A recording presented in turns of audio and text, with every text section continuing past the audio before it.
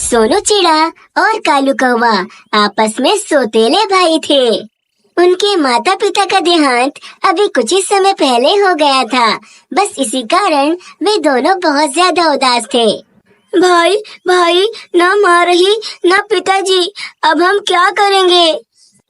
कालू मेरे भाई, माँ पिताजी तो अब नहीं रहे, परंतु मैं तुम्हारा बड़ा भाई हूँ।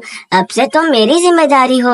मैं तुम्हें पढ़ाऊंगा लिखाऊंगा और तुम्हें एक बड़ा पक्षी बनाऊंगा। भैया, मैं तो तुम्हारा सौतेला भाई हूँ, फिर भी तुम मुझे अपनों से बढ़कर प्यार करते हो। भैया, तुम बहुत अच्छे हो। हाँ, तुम मेरे सौतेले भाई जरूर हो, परंतु मैंने तुम्हें हमेशा अपने भाइयों से बढ़कर माना है। सोनू चिड़ा अपने भाई की बहुत चिंता करता था। बस इसीलिए वो काम करने निकल जाता है। वे एक खेत में काम करने लगता है। सोनू चिड़ा उस खेत में दिन रात मेहनत से काम करता है और फिर देखते ही देखते वे खेत गंदमों से भर जाता है। सोनू चिड़े की मेहनत रंग लाई और देखते ही देखते वे एक बड़े से घर का मालिक बन गया और अपने भाई को भी बहुत प्यार से वहाँ पर रखने लगा।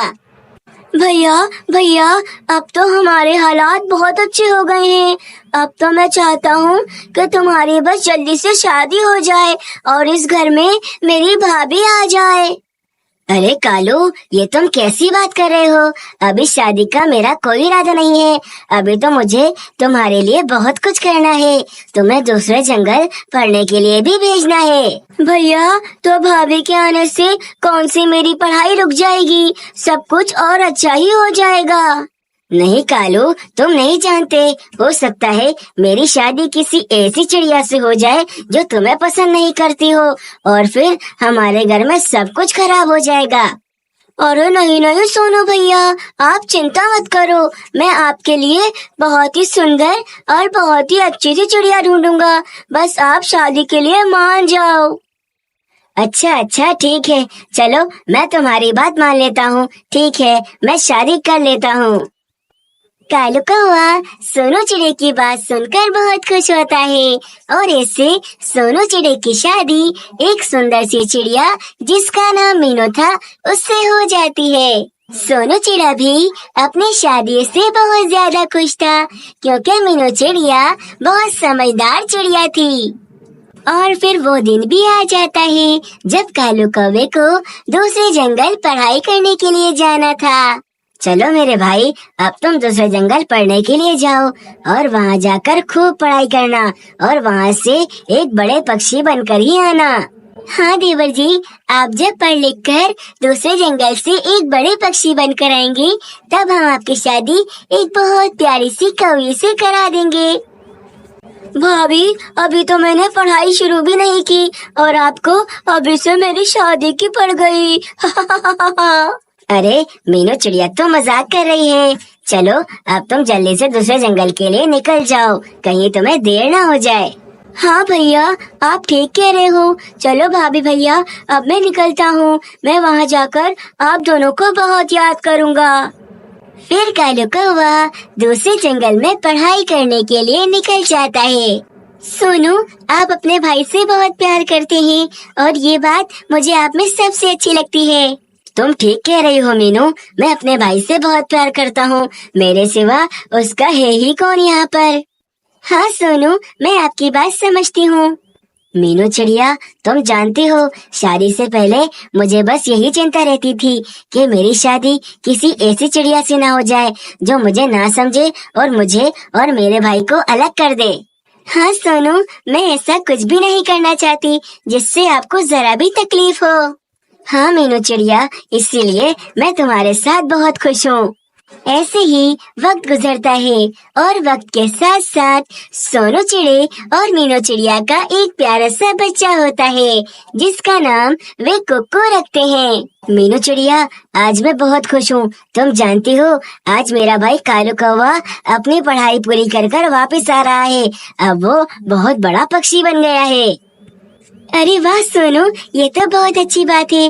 कालू भैया के आते ही मैं उनकी शादी की बात छेड़ दूंगी। अरे मीनू चिड़िया, तुम्हें तो बस कालू कौवे की शादी की चिंता ही सताती रहती है। अरे वाह, चाचू आ रहे हैं, बहुत मजा आएगा, बहुत मजा आएगा। और फिर कालू कौवा अपनी पढ़ाई पूरी कर कर वापस घर पे आ जाता है। कालू कौवा पढ़ लिख कर एक बड़ा पक्षी बन गया था और ये सब कुछ देखकर उसका परिवार बहुत खुश होता है।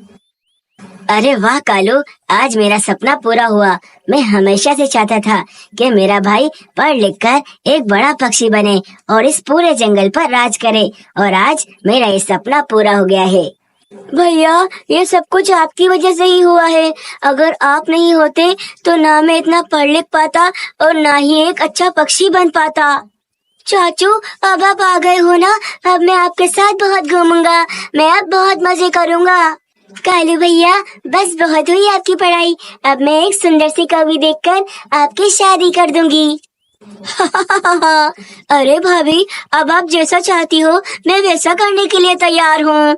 फिर क्या था, मीनू चिड़िया एक सुंदर सी कौवे देखकर कालू कौवे की शादी उससे कर देती है। कालू रानी, आप दोनों को शादी की बहुत बहुत बधाई हो। परंतु रानी कौवी वैसी बिल्कुल नहीं थी जैसी उसे सब लोग समझ रहे थे। फिर कालू कौवा रानी कौवी को अपने घर पर ले आता है। रानी, अब से तुम इस घर की छोटी बहू हो, अब तुम बिल्कुल चिंता मत करना, मैं हर काम में तुम्हारे साथ हूँ, तुम मेरी छोटी बहनों की तरह हो। अरे वाह, मेरे पति के भाई के पास तो बहुत पैसा है। मैं तो इन्हें कमला समझ रही थी, परंतु ये तो बहुत पैसे वाले निकले। परंतु चिंता की क्या बात है, अब ये सारा का सारा पैसा मेरे पति का होगा और उनके बाद ये सारा पैसा मेरा। रानी कौवी बहुत दुष्ट थी। वो कालू कौवे को अपनी बातों में फंसाकर उसके भाई के खिलाफ कर रही थी। कालू, मैंने खुद सुना था अपने इन कानों से, आपके भैया और भाभी अपने कमरे में आपसे अलग होने की और बंटवारे की बातें कर रहे थे। इससे पहले कि वे अपना ज्यादा हिस्सा लेकर अलग हो जाएं, आप ही जाकर उनसे अपना हिस्सा मांग लो। अरे, ये तुम क्या कह रही हो? क्या सच में ऐसा कह रहे थे भैया? अगर ऐसा है तो मैं अभी जाकर उनसे अपना हिस्सा मांग लेता हूँ। हाँ हाँ, जाओ जाओ, इससे पहले कि तुम्हारे भैया इस पूरे घर पर कब्जा कर लें, तुम अपना हिस्सा मांग लो उनसे। फिर क्या था, कालू कौवा अपनी दुष्ट पत्नी की बातों में आ जाता है और अपने भाई के पास बंटवारे के लिए पहुंच जाता है। भैया, बस बहुत हो गया, अब मैं आप लोगों के साथ और नहीं रहना चाहता, मुझे बस अलग होना है। आप इस घर में से मेरा जो हिस्सा है वो मुझे दे दो और मैं अपनी पत्नी के साथ अलग हो जाता हूँ। अरे कालू, ये तुम्हें क्या हो गया है? अचानक से कैसी बातें कर रहे हो? हम सब तो हमेशा से मिलकर रहते हैं। नहीं भैया, अब बस बहुत रह लिया मैंने आप लोगों के साथ, अब मैं अपने परिवार के साथ अलग रहूंगा। आप मेरा जितना भी हिस्सा बनता है मुझे दे दो। फिर क्या था, सोनू चिड़ा उस पेपर पर साइन कर देता है और तब से ही वे दोनों भाई अलग अलग रहने लगते हैं। सोनू चिड़ा अपने परिवार के साथ अलग रहता और दिन भर खेत में मेहनत कर कर अपने परिवार का गुजारा कर रहा था। वहीं वे कालू कौवा दिन भर नौकरी करता और वहाँ उसकी पत्नी उसके पैसों से मजे मजे के भोजन मंगा मंगा कर खाती थी। ऐसे उन दोनों पति पत्नी में खूब लड़ाइयाँ होने लगी और फिर एक दिन उस बेचारे कालू कौवे की नौकरी चली गई, जिसके कारण रानी कौवी को उस पर बहुत गुस्सा आया। निकम्मे हो तुम, निकम्मे, किसी काम के नहीं हो। मैंने बस बहुत रह लिया तुम्हारे साथ, अब मैं तुम्हारे साथ और नहीं रह सकती। जब तक तुम्हारा भाई तुम्हारे साथ था तब तक तुम्हारे हालात बहुत अच्छे थे, परंतु तुम्हारे साथ ये एक नौकरी थी वो भी तुमने अब गंवा दी है, इसीलिए अब मैं तुम्हारे साथ नहीं रह सकती। अरे रानी, ऐसा मत करो, नौकरी तो मुझे और मिल जाएगी, परंतु तुम मुझे छोड़कर नहीं जाओ। अरे जाओ जाओ, तुम जैसे निकम्मे पक्षी को अब भला कौन ही नौकरी देगा। ऐसा कहकर रानी कौवी कालू कौवे को छोड़कर चली जाती है। बेचारा कालू कौवा अब बहुत अकेला हो जाता है। मैंने बहुत गलत किया। ये सब मेरे कर्मों की सजा ही मुझे मिल रही है। मैंने इस दुष्ट कौवे की बातों में आकर अपने भाई के साथ बहुत नाइंसाफी की है। मुझे अब एहसास हो गया है। मैं अभी जाऊंगा और अपने भाई से माफी मांगूंगा। कालू कौवा फौरन से सोनू चिड़े के घर पर जाता है और सोनू चिड़े से माफी मांगता है। सोनू चिड़ा बहुत अच्छा था। सोनू चिड़ा अपने भाई को माफ कर देता है और उसके बाद से वे सभी एक साथ खुशी खुशी रहने लगते हैं। मीनू चिड़िया बहुत ज्यादा खुश थी क्योंकि बहुत दिनों बाद उसके घर में उसका नन्हा सा बच्चा हुआ था। मीनू चिड़िया ने उसका नाम कुकू रखा था। सोनू, आखिरकार हमारे घर में भी खुशियाँ आ ही गईं। मेरा ये बच्चा कितना प्यारा है। इसका नाम मैंने कुकू रखा है। मीनू चिड़िया, मैं तुम्हें बता नहीं सकता मैं कितना खुश हूँ। इस दिन का मैंने बेसब्री से इंतजार किया है। हाँ सोनू, मैं भी यही चाहती थी और इतने समय बाद हमारे घर में आखिर खुशियाँ आ ही गईं। हाँ मीनू चिड़िया, अब हमें किसी चीज की कमी नहीं है। हमारा परिवार अब मुकम्मल हो गया है। सोनू, ये लॉकेट मुझे आपकी माँ ने दिया था और अब अपनी निशानी के तौर पर मैं ये अपने बेटे कुकू को पहनाऊंगी। अरे वाह मीनू चिड़िया, ये तो बहुत अच्छी बात है। तुम जब तक कुकू को ये लॉकेट पहनाओ, मैं जंगल से अपने बेटे के लिए कुछ भोजन लेकर आता हूँ। अरे सोनू, परंतु मैं इसको अकेले कैसे संभालूंगी? आपको पता नहीं है, ये बहुत शरारती है। बहुत ज्यादा शरारत करता है कुकू। अब तो जिंदगी भर इसे तुम्हें ही संभालना है मीनू चिड़िया। चलो, मैं कुछ लेकर आता हूँ। फिर ऐसा कहकर सोनू चिड़ा वहाँ से चला जाता है। सोनू चिड़े के जाते ही कुकू घर में बहुत शरारत करने लगता है। अरे कुकू रुक जाओ, इतनी शरारत मत करो।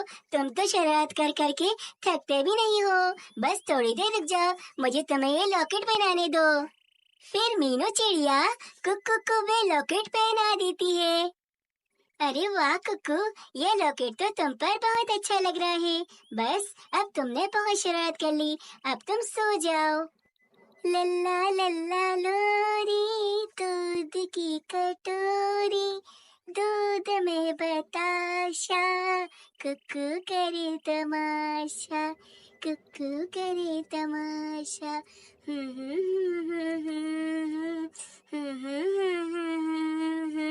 मीनू चिड़िया की लोरी सुनने के बाद कुकू फौरन से सो जाता है। फिर ऐसे ही एक दिन कुकू बाहर घूमने जाने के लिए बहुत जिद करने लगता है। मामा, मुझे बाहर घूमने जाना है। मामा, मुझे बाहर लेके जाओ, मुझे घूमना है। सोनू, देख रहे हैं ना, ये कुक्कू कितनी जिद कर रहा है। आज सुबह से इसने यही रट लगाई हुई है कि इसे बाहर घूमने जाना है। तो सही तो कह रहा है मेरा कुक्कू, इसे बाहर घूमने का दिल कर रहा होगा। तो फिर ठीक है, आज हम दोनों इसको बाहर घुमा कर ले आते हैं। हाँ सोनू, चले चले, दिल तो मेरा भी बहुत कर रहा है। फिर मीनू चिड़िया और सोनू चिड़ा कुक्कू को बाहर घुमाने के लिए लेकर निकल जाते हैं।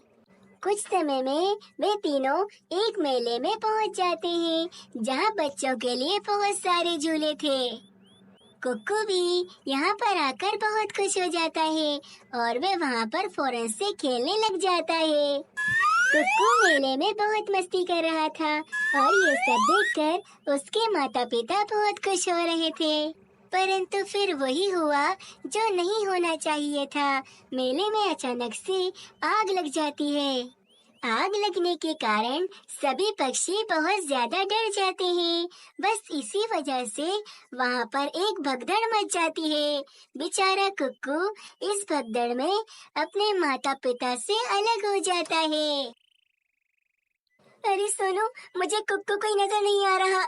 यहाँ अचानक से इतनी आग कैसे लग गई? मेरा कुक्कू कहाँ है? मीनू, चिंता मत करो, कुक्कू यहीं कहीं होगा। हम उसे मिलकर ढूंढते हैं। बेचारा कुक्कू अपने माता पिता से अलग होकर आग में बुरी तरह से फंस जाता है।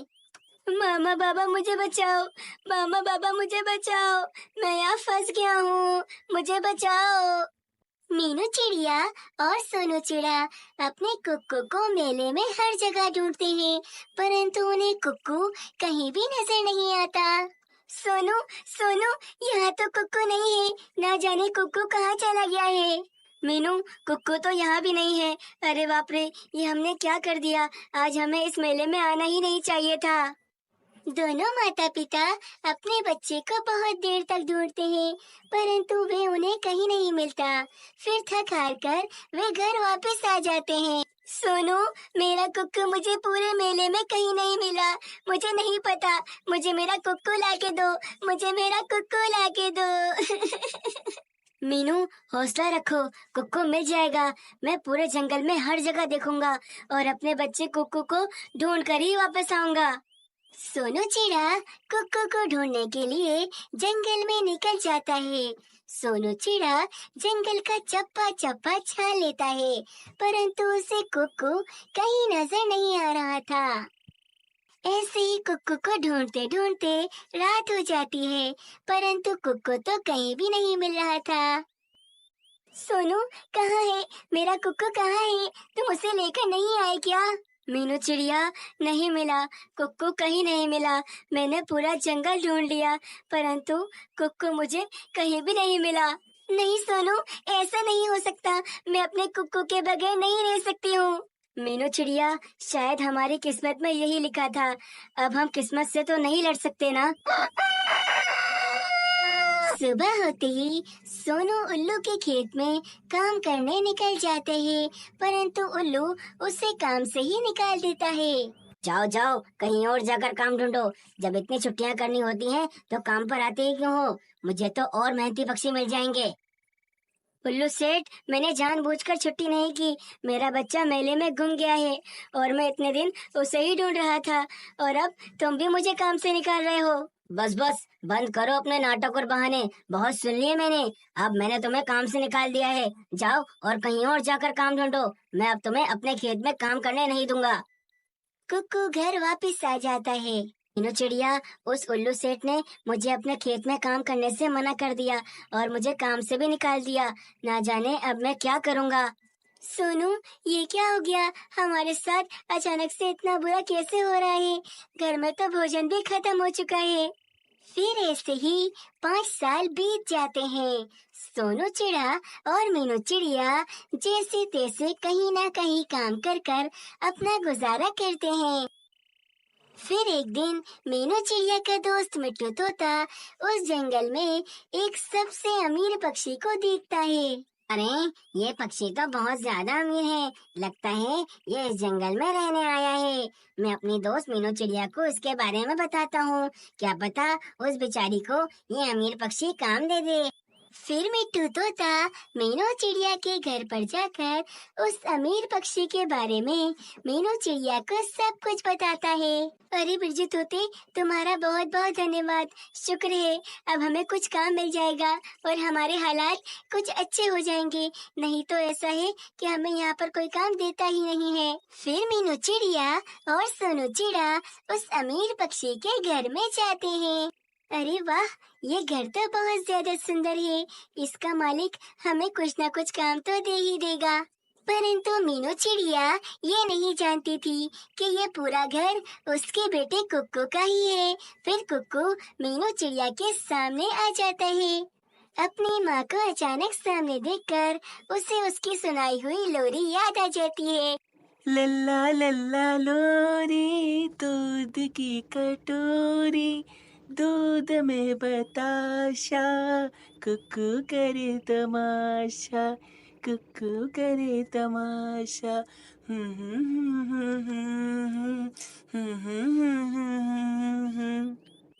माँ, माँ, तुम आ गई।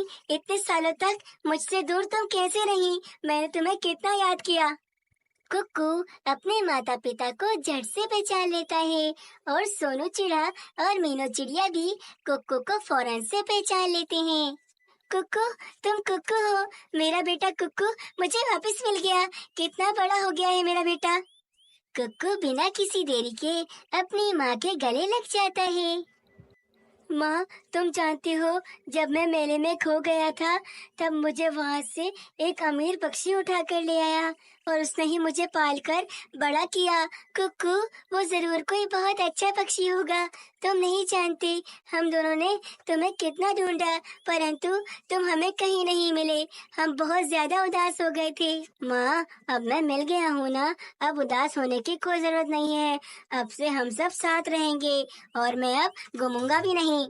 उस दिन के बाद से सब कुछ ठीक हो जाता है और वे सब आपस में खुशी खुशी रहने लगते हैं। ये कहानी एक ऐसे जंगल की है जो जंगल बहुत ज्यादा खूबसूरत था। उस पूरे जंगल में उपजाऊ जमीनें और हरियाली भरी पड़ी थी, जिसकी वजह से दूर जंगल के पक्षी उस जंगल में घूमने आते थे और उसके सुंदर नज़ारे देखा करते थे। मीनू चिड़िया, सुना है हमारे पास वाला जंगल बहुत ज्यादा खूबसूरत है। वहाँ बहुत सी उपजाऊ जमीनें और बहुत हरियाली है। सही सुना है मिट्टू तोते तुमने, वो जंगल बहुत ज्यादा सुंदर है। वहाँ बहुत हरी भरी जमीनें हैं और वहाँ पर जंगल के काफी सारे पक्षी घूमने भी जाते हैं। तो मीनू चिड़िया, चलो हम भी वहाँ घूमने चलते हैं। मुझे भी ऐसे जंगलों में घूमने का बहुत शौक है जो इतने ज्यादा सुंदर हों। मिट्टू तोते, सोच तो मैं भी रही थी उस जंगल में घूमने का, परंतु मेरे साथ कोई घूमने वाला नहीं था। परंतु अब तो मेरे साथ चल रहे हो तो मैं भी तुम्हारे साथ चलूंगी। फिर मीनू चिड़िया और मिट्टू तोता हरी बाग जंगल में जाने के लिए निकल जाते हैं। कुछ देर तक सफर करने के बाद वो दोनों उस सुंदर जंगल में पहुंच जाते हैं। अरे वाह मीनू चिड़िया, जैसा सुना था ये जंगल तो उससे भी ज्यादा खूबसूरत है। यहाँ के खेत कितने हरे भरे हैं। हाँ मिट्टू, इस जंगल की खूबसूरती ने तो मेरा मन ही मोहित कर लिया है। वे दोनों पक्षी बातें कर रहे थे, तभी उनके कान में एक कौवे की आवाज पड़ती है। ले लो, एंटीक कैमरा ले लो। ऐसा कैमरा आपको कहीं नहीं मिलेगा। कौवे की आवाज सुनकर दोनों पक्षी कौवे के पास आकर बैठते हैं। अरे कौवी, तुम इस कैमरे को बेच रही हो, परंतु ये कैमरा तो बहुत पुराना लग रहा है। तुमसे कैमरा कौन खरीदेगा? चिड़िया, तुम इस कैमरे के बारे में क्या जानती हो? ये बहुत पुराने जमाने का मेरे दादाजी का एंटीक कैमरा है। अभी इसकी बाजार में कीमत पूरे 2.25 लाख रुपए है। परंतु अगर तुम मुझसे कैमरा खरीदती हो तो मैं तुम्हें सिर्फ 10,000 में दे दूंगी। अरे क्या, 2.25 लाख रुपए का कैमरा तुम 10,000 में क्यों दे रही हो? अरे क्योंकि हमारे जंगल में जो भी पक्षी घूमने के लिए आते हैं, हम उनसे ज्यादा मुनाफा वसूल नहीं करते। अरे वाह, ये तो बहुत अच्छी बात है। जैसा जंगल खूबसूरत है वैसे ही पक्षियों के दिल भी बहुत खूबसूरत हैं। मुझे ये कैमरा लेना है। फिर मिट्टू तोता वे 10,000 रुपए की पोटली कौवी को दे देता है और उससे कैमरा ले लेता है। फिर रानी कौवी वे पैसे लेकर वहाँ से अपने घर चली जाती है। अरे आओ आओ रानी, आज किसको कितने का चूना लगा कर आई हो? अरे कालू, आज तो पूछो ही मत। एक बेवकूफ चिड़िया और तोते को मैंने आज सही से चूना लगा दिया। तुम्हें याद है ना, वो जो तुम एक खराब सा कैमरा उठा कर ले आई थी पूरे 2 रुपए का, उस कैमरे को मैंने पूरे 10,000 रुपए में बेच दिया और वो तोता खुशी खुशी वो कैमरा ले भी गया। तुम्हारे दिमाग का जवाब नहीं रानी, तुम ऐसे ही बस काम करती रहो, हमारा घर तो बहुत अच्छा चलता रहेगा। अगले दिन मीनू चिड़िया और मिट्टू तोता उस कैमरे को बेचने के लिए जाते हैं। अरे हमें ये कैमरा बेचना था। बाजार में इस कैमरे की कीमत पूरे 2.25 लाख रुपए है। परंतु मुझे अगर तुम 20,000 भी दे दोगे इस कैमरे के तो मैं खुशी खुशी लेकर चला जाऊंगा। अरे तुम्हें किसने बेवकूफ बना दिया? ये कैमरा 2 रुपए का भी नहीं है, बल्कि ये कैमरा तो भंगार में जाएगा। लगता है तुम्हें किसी ने सही का चूना लगा दिया है। अरे बाप रे, इसका मतलब उस कौवे ने हमें 10,000 का चूना लगा दिया और हमें बेवकूफ बना दिया। अरे अब बैठे क्या हो? जाओ और जाकर उस जंगल के मुखिया से शिकायत करो। जिन पक्षियों ने तुम्हें चूना लगाया है, अब वही तुम्हारे पैसे वापस दिला सकता है। हाँ हाँ मीनू चिड़िया, चलो हम उस जंगल के मुखिया के पास चलते हैं। फिर क्या था, दोनों पक्षी दोबारा से उस जंगल में पहुंचते हैं। कुछ ही देर में दोनों ही मुखिया के घर पर पहुंच जाते हैं। मुखिया जी, आपके जंगल की एक कौवे ने मुझे चूना लगा दिया। इस भंगार के कैमरे को मुझे पूरे 10,000 रुपए में बेच दिया, जबकि बाजार में इसकी कीमत कोई 10 रुपए भी नहीं दे रहा। अरे क्या, मैं जानता हूँ उस कौवी को। ये जरूर उस रानी कौवी का ही काम होगा। वो ही इस जंगल में ऐसे दुष्ट काम करती है और सभी पक्षियों को परेशान करती है। तुम चिंता मत करो, मैं तुम्हारा ये काम करवा दूंगा। हाँ मुखिया जी, ये कैमरा उस कौवे के मुंह पर मारना। हाँ, तुम चिंता मत करो, मैं ये कैमरा उसके मुंह पर मारूंगा। परंतु इस काम के लिए तुम्हें मुझे 5,000 देने होंगे, क्योंकि इस जंगल में कुछ भी काम पैसों के बगैर नहीं होता है। अरे ठीक है मुखिया जी, ये 5,000 रुपए आप रख लो। कम से कम मेरे 5,000 रुपए तो और बच जाएंगे। फिर मुखिया उन दोनों पक्षियों को लेकर उस कौवे के घर में पहुंचता है। मुखिया वो कैमरा उठाकर कौवे के मुंह पर मारता है। ये लो भाई, तुम्हारा काम हो गया। अब मैं चलता हूँ यहाँ से। अरे मुखिया जी, परंतु हमारे पैसे तो हमें मिले ही नहीं। अरे वाह, पैसे लौटाने की बात कब हुई थी? बात तो सिर्फ ये हुई थी कि मुझे इस कौवे के मुंह पर कैमरा मारना है, जो मैंने मार दिया है। मेरा काम हो गया है, अब तुम दोनों यहाँ से चले जाओ। अरे बाप रे, लगता है इस जंगल में सभी के सभी पक्षी ऐसे ही हैं। जो पक्षी यहाँ पर आते हैं उन्हें लूट लेते हैं। चलो मिट्टू यहाँ से, यहाँ पर रहने का कोई फायदा नहीं है। फिर क्या था, वे दोनों पक्षी उदास होकर उस जंगल से वापस चले जाते हैं। उसी जंगल में एक बादल भी रहता था, जिसका नाम बबलू बादल था। वह रोज यही देखता था कि जंगल के पक्षी सभी पक्षियों को बेवकूफ बनाते थे। अरे बस, अब तो बहुत हो गया। ये सब पक्षी बहुत ज्यादा दुष्ट हैं। इनको इतनी सब कुछ मिला हुआ है, उसके बाद भी इनकी लालच खत्म नहीं होती और दूसरे जंगल के पक्षियों को ये कितना बेवकूफ बनाते हैं। परंतु अब बस बहुत हो गया। अब मैं इन सबको सबक सिखा कर ही रहूंगा। सूरज, तुम्हें मेरा एक काम करना होगा मेरे दोस्त। ये जंगल के पक्षी, इनके पास जो कुछ भी है ये इन सब के लायक नहीं है। तुम इस जंगल में इतनी गर्मी करो कि इनके पास जो कुछ भी है वो सब कुछ खराब हो जाए, इनके अनाज सड़ जाए और इनके पूरे खेत सूख जाएं। तुम चिंता मत करो मेरे दोस्त, तुमने जैसा कहा है बिल्कुल वैसा ही होगा। फिर क्या था, सूरज उस जंगल में गर्मी का तूफान ले आता है और देखते ही देखते उस जंगल की सारी नदियाँ सूख जाती हैं। उस जंगल के सारे हरे भरे खेत बिल्कुल सूख जाते हैं। अब उस जंगल में सब कुछ खत्म हो चुका था। पक्षियों का अनाज भी पूरी तरह से सड़ चुका था। अरे ये क्या हो गया कुछ दिनों में? पहले तो हमारा जंगल इतना अच्छा था कि हमें किसी चीज की कमी नहीं थी, परंतु अब हमारे पास जो कुछ भी था सब कुछ बर्बाद हो गया। मुखिया जी, बुरा मत मानना, परंतु मुझे लगता है हम जो यहाँ पर आने वाले पक्षियों के साथ धोखा करते थे उसकी सजा ही हमें मिल रही है। हाँ, तुम ठीक कह रहे हो। कुछ दिनों से मैं भी यही सोच रहा हूँ। सोचता हूँ कि जिसके साथ मैंने धोखा किया है उससे जाके माफी मांग लूँ।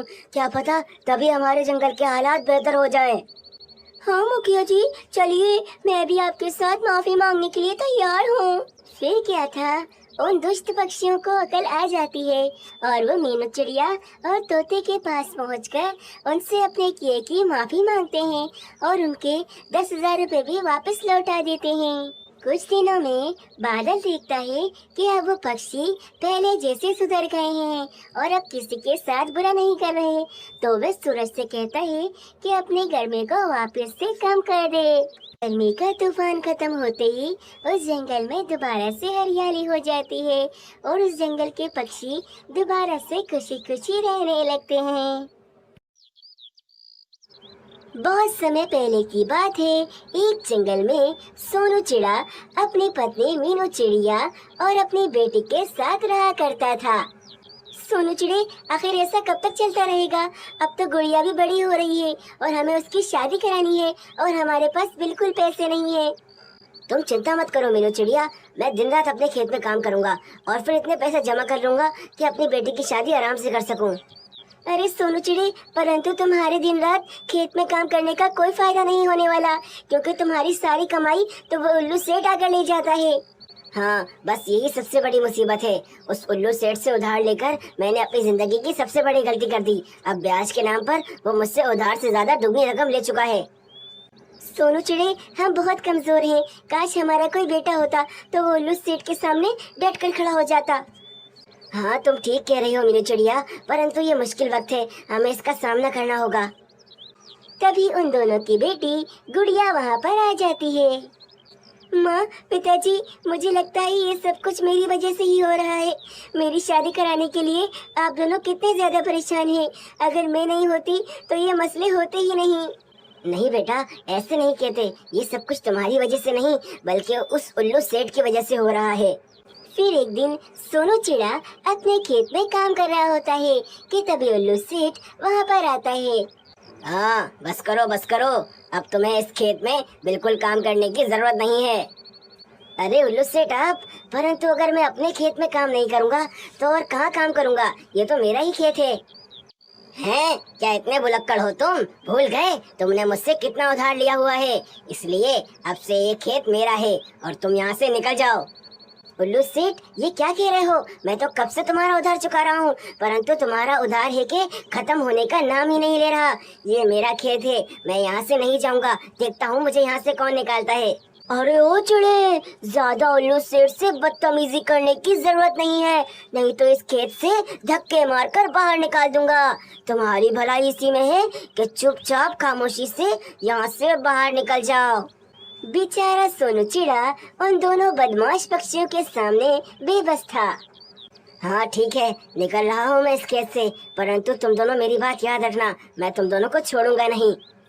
फिर सोनू चिड़ा वहाँ से चला जाता है और कुछ ही समय में वो अपने घर पहुँच जाता है। अरे सोनू चिड़ी, क्या बात है? आज दोपहर के समय तुम घर कैसे आ गए? वैसे तो रोज तुम दोपहर के समय घर नहीं आते हो। अरे क्या बताओ मीनू चिड़िया, उस उल्लू सेठ ने आखिरकार हमारा खेत भी हमसे छीन ही लिया। मैं उसके सामने खड़ा रहा, परंतु उसका कुछ भी नहीं कर पाया। वो अब भी यही कहता है कि मैंने उसका उधार नहीं चुकाया है, जबकि ब्याज के नाम पर वो मुझसे दुगनी रकम ले चुका है। पिताजी, काश मेरा कोई भाई होता तो वो इस समय आपका बहुत साथ देता और उस उल्लू सेठ को अच्छा सबक सिखाता। हाँ बेटी, परंतु अब क्या कर सकते हैं, ये सब तो किस्मत के खेल हैं। रात हो जाती है, परंतु सोनू चिड़ी को आज पूरी रात नींद नहीं आती। सुबह के समय सोनू चिड़ा अपने दोस्त मिट्ठू से मिलता है। मेरे दोस्त, मैं ये सोच रहा हूँ कि ऐसे डर के पीछे ना हटूं, उस उल्लू सेठ को अच्छा सबक सिखाता हूँ, तोते महाराज के पास जाकर उसकी शिकायत करता हूँ, फिर तोते महाराज जी मुझे इंसाफ दिलवाएंगे। तुम ठीक कह रहे हो मेरे दोस्त, परंतु इससे भी कुछ नहीं होने वाला। वो उल्लू सेठ तोते महाराज का अच्छा दोस्त है और उसने तोते महाराज को भी बेवकूफ बनाया हुआ है। तोते महाराज की आंखों पर उसके झूठ की पट्टी बंधी हुई है, वे तुम्हारी बात बिल्कुल नहीं मानेंगे। अरे तो अब मैं क्या करूं? मैं तो बहुत परेशान हो गया हूं। मैं अपना परिवार अब कैसे चलाऊंगा, मुझे तो ये समझ नहीं आ रहा। देखो सोनू चिड़े, मुझे नहीं लगता कि वो उल्लू सेठ तुम्हारा खेत अब तुम्हें वापस करेगा, इसलिए अब से तुम मेरे खेत में ही काम करो। जो दूसरे पक्षियों को मैं देता हूँ उससे थोड़ा ज्यादा ही तुम्हें दे दूंगा, तुम्हारा परिवार का गुजारा अच्छे से हो जाएगा। हाँ ठीक है, वैसे भी मुझे काम की तलाश है तो तुम्हारे खेत में ही काम कर लेता हूँ। फिर उस दिन से उस परिवार के तीनों पक्षी उस तोते के खेत में काम करने लगे। फिर एक दिन जब वे तीनों पक्षी काम कर कर थक गए और बैठकर भोजन खा रहे थे, तभी उनके पास एक गरीब पक्षी आया। मैं बहुत भूखा हूँ, मुझे बहुत भूख लग रही है। अगर तुम मेरी कुछ मदद कर सको, मुझे थोड़ा भोजन खिला सको तो तुम्हारी बड़ी मेहरबानी होगी। हमारे पास तो बस ये 2 ही रोटियां हैं, परंतु मुझे लगता है कि इस समय इस भोजन के हकदार हमसे ज्यादा तुम हो, इसलिए ये लो, ये भोजन ले जाओ तुम। तुम तो बहुत भले पक्षी हो, खुद को भूख लगी है फिर भी अपना सारा भोजन मुझे दे दिया, परंतु मैं भी कुछ मुफ्त में नहीं रखता, उसके बदले में उससे दुगना ही देता हूँ। अच्छा, तुम्हारी हालत तो खुद इतनी खराब है, तुम मुझे क्या दे सकते हो? फिर वे पक्षी वहाँ से मिट्टी उठाकर उस मिट्टी से एक चिड़े की मूर्ति बना देता है और वे मूर्ति वे सोनू चिड़े को दे देता है। मूर्ति को रात को अपने पास ही रखना, देखना ये मूर्ति तुम सबके बहुत काम आएगी। फिर क्या था, रात हो जाती है। गुड़िया और बाकी दोनों माता पिता उस मूर्ति को अपने सामने रख लेते हैं। मुझे तो लग रहा है वो पक्षी हमें बेवकूफ बनाकर चला गया। ये मूर्ति तो बस मिट्टी की है, इससे क्या होगा? नहीं पिताजी, आपने देखा नहीं था उस पक्षी ने कैसे इतनी जल्दी मिट्टी से इतनी अच्छी मूर्ति बना दी थी। इसका मतलब ये मूर्ति काम जरूर करेगी। फिर कुछ ही देर में उस मूर्ति से जादू की किरणें निकलने लगती हैं और अचानक से वे मूर्ति एक असल चिड़े में बदल जाती है। माँ, पिताजी, आज से मैं आप लोगों का बेटा हूँ और मैं आपको वरदान के तौर पर मिला हूँ। अरे वाह, मैं कब से चाहती थी कि मेरा कोई भाई हो। अब मेरा भाई है, अब मुझे किसी से डरने की कोई जरूरत नहीं है।